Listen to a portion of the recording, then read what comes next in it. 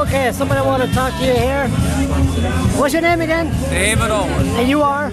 I'm the Premier of New Brunswick. Well, sometime we got to remind you. A lot of people still don't know yet. Listen, I got some bad news for you.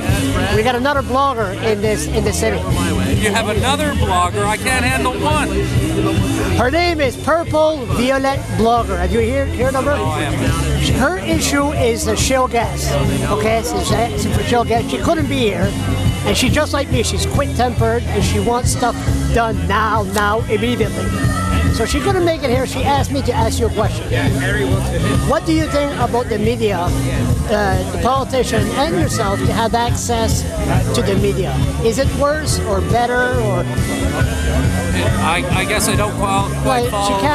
When she investigates, she can't get a hold of the ministers, or they won't reply to her email, or the media and the politicians. I can tell you I'm accessible. I think you found that. I know that. Yes. All along, and you work with the communications people, and we talk. So it's never been an issue before, and it won't be in the future. So all MLAs, PC MLAs are open to the media, no problem.